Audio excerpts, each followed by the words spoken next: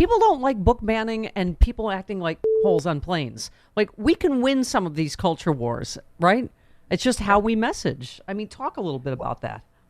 It's how we message, but I really feel like it almost goes to a more core issue, which is we're afraid of messaging. Democrats are afraid of, okay, let's get this straight. We're all normal. All your listeners are normal because everyone's like, I know this stuff.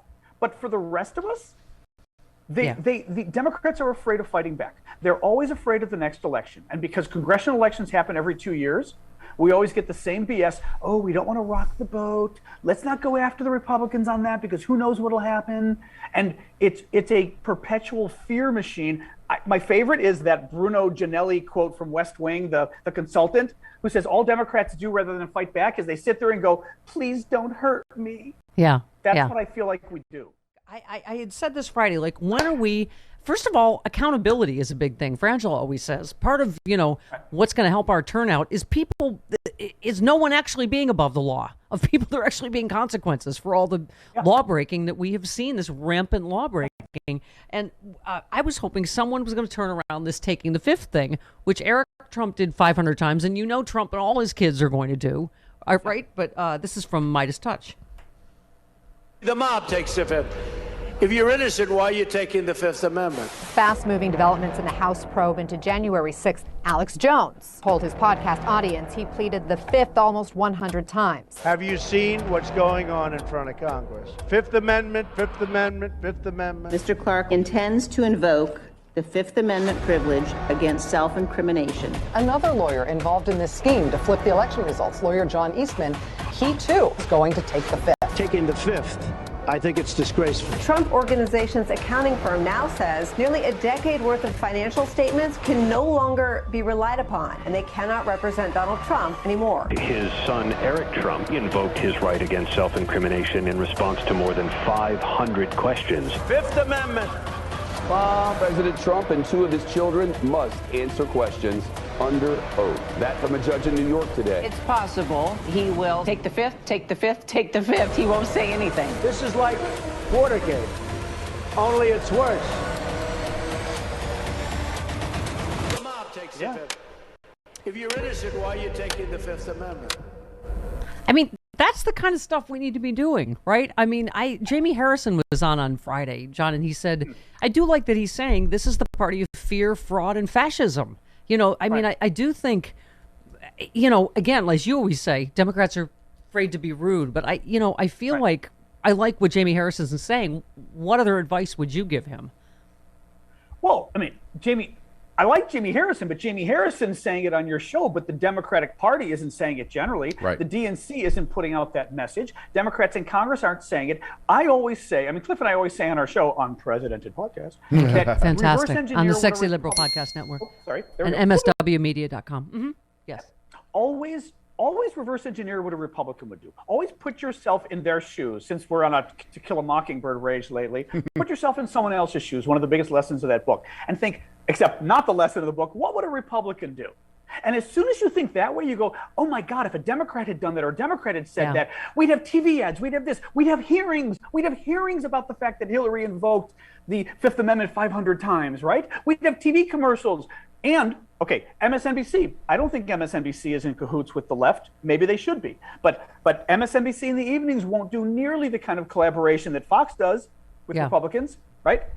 Who collaborates with all of us? During the Obama years, there was a White House liaison. I had a White House liaison on gay stuff and on progressive media.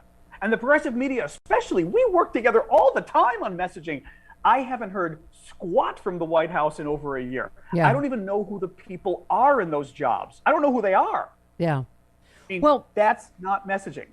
Well, speaking of which, you talked about the National Archives confirms the documents recovered at Mar-a-Lago contain classified national security information. You said but her emails, right?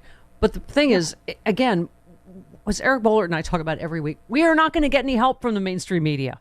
So you're right when you say, what would Republicans do? I mean, you know what I would say too? And I am somewhat different with some Democrats on the mainstream media problem because I always say in activism and civil rights and everything else, you kind of have to accept the way things are and work from there. Don't tell me that, it sucks that, I'm gay. It sucks that we're oppressed. Yeah, it does. What are you going to do about it, right? Mm-hmm. And in this case, the mainstream media doesn't like to cover our stuff. We have to craft our story in a way that they will cover it. And what do Republicans do? Republicans, they get Trump. They get McCarthy in the House. They get McConnell in the Senate. They get Marjorie Taylor Greene. They have some fake protest. They find all different ways to make it a story for the media to cover it. We don't. Exactly. You have to craft the story. You have to figure out some funky protest.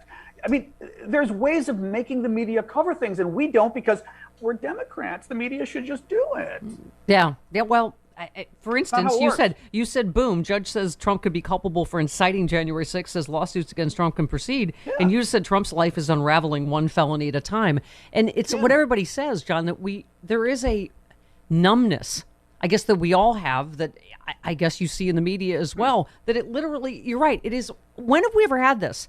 One felony at a time. It's like every day we're just numb to a new felony by the president of the United States that, we're all like, well, we'll just see if anything happens to him, right? I mean, it's... But if you were a Republican and this was happening to Democrats, let me tell you, as somebody who messages and does activism, I'd be thanking God every day for every new felony. I'd be going, oh my God, they gave us even more ammunition. This is amazing, right? Every day we can come up with a new Trump ad and a new complaint and a new hearing because of every new crime he's done. This is amazing. In normal times, it does not create numbness. The opposition party goes, this is a freaking gift. This is manna from heaven.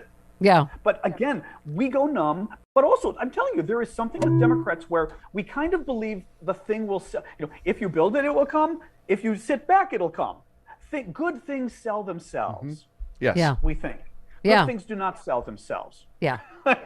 We've got to sell it, but we think... Well, yeah, and I got to say, the polling shows that, because you couldn't have done much better than Joe Biden has done in the first year on every provable economic statistic, whatever. And yet you're like, what the, right? People are just cranky.